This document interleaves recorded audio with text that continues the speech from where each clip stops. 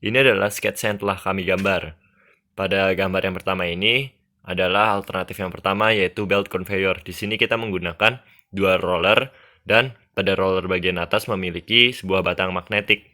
Dapat lihat di sini yang dapat langsung menjatuhkan sampah di bagian metal, sedangkan yang tidak tertarik akan jatuh ke bagian non-metal. Dan di sini ada feeder yang dapat memisahkan sampah sebelumnya agar tidak tertumpuk. Lalu lanjut pada bagian yang kedua, yaitu alternatif kedua adalah drum conveyor. Di sini sifatnya sangat simpel dengan menggunakan roller magnetik, di mana roller magnetik itu akan menjatuhkan sampah metal pada bagian metal dan non-metal pada bagian non-metal. Di sini juga terdapat feeder dan kaki penyangga. Di sini kita menggunakan dimensi 0,5 dan 0,8 pada panjangnya.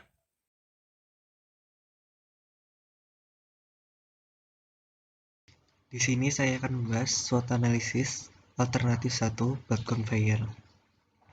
Nah, jadi SWOT analisis itu adalah metode perencanaan strategis yang digunakan untuk mengevaluasi kekuatan atau strength, lalu kelemahan atau weakness, opportunities atau kesempatan, dan ancaman atau threats. Nah, di sini ada kekuatan dari alternatif pertama yaitu belt conveyor ini adalah yang pertama kemungkinan efisiensi tinggi dan proses kerja magnet dapat dilihat dengan jelas. Hal ini dikarenakan belt conveyor itu terdapat dua conveyor. Yang pertama tidak ada magnet, hanya untuk mengalirkan sampah menuju tempat sampah, dan yang conveyor kedua itu berada di atas conveyor 1 yang nantinya akan menarik sampah magnetik untuk dipisahkan atau diseparasi menuju tempat sampah jenis magnetik sendiri. Nah, yang kedua, kekuatan dari produk ini adalah hanya membutuhkan satu buah magnet berbentuk balok.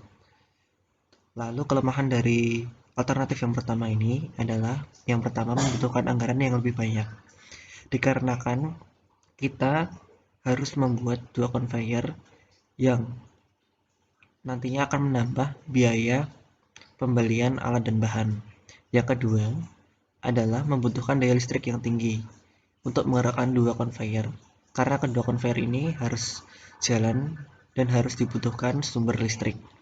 Yang ketiga, proses pembuatan lama dan relatif sulit karena terdapat dua conveyor. Kita harus membuat dua conveyor ini agar sistem dari belt conveyor bisa berjalan untuk memisahkan kedua jenis sampah. Nah, di sini juga ada tabel opportunities atau kesempatan. Yang pertama, desainnya berbeda dengan yang lain karena terdapat dua conveyor, juga dapat dikembangkan desain tersebut. Lalu yang keempat, ada threat atau ancaman atau tantangan lah kalau di sini. Tantangan yang pertama adalah anggaran dana kita yang terbatas, terus daya listrik terbatas karena kita harus menggunakan sumber listrik DC. Terus yang ketiga, waktu pekerjaan terbatas. Yang pertama adalah nilai dari efektivitas kerja. Efektivitas kerja ini adalah tingkat seberapa besar sih tingkat separasi dari alat ini. Nah, di sini tingkat separasi dari alat kami atau hasil akhir nanti efektivitasnya itu kami perkirakan sekitar 90% karena magnet yang ada di conveyor 2 ini akan menarik dari sampah metal menuju wadah sampah dari sampah magnetik. Selanjutnya adalah efisiensi daya listrik. Ini adalah seberapa efisiensi daya listrik yang kita gunakan. Nah, untuk yang alternatif pertama ini, karena kita membutuhkan dua conveyor, maka kita juga harus membutuhkan sumber listrik yang berdaya lebih tinggi sehingga efisiensinya tidak sebegitu besar. Selanjutnya adalah kemudahan proses pembuatan. Karena alternatif satu ini membutuhkan dua conveyor, sehingga proses pembuatan akan cukup memakan waktu yang cukup lama. Selanjutnya adalah aspek ekonomi, yaitu seberapa besar anggaran diperlukan untuk membuat alat ini. Karena alat ini juga terdapat dua conveyor, maka bahan yang dibutuhkan tentulah lebih banyak, sehingga akan memakan biaya yang lebih besar. Sehingga di sini nilai dari aspek ekonomi itu juga relatif sedikit sekitar 60%.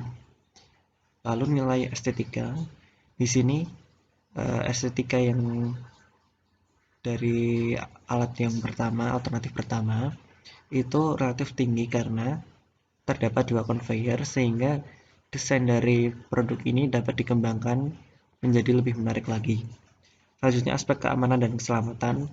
Alat ini tentunya tidak begitu berbahaya dan insya Allah akan memenuhi aspek keamanan dan keselamatan.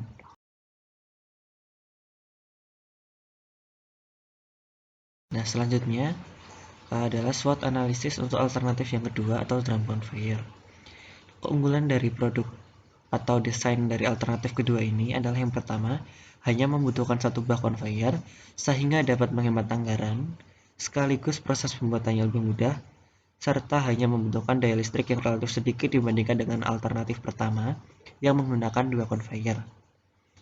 Selanjutnya adalah kelemahan dari desain yang alternatif kedua.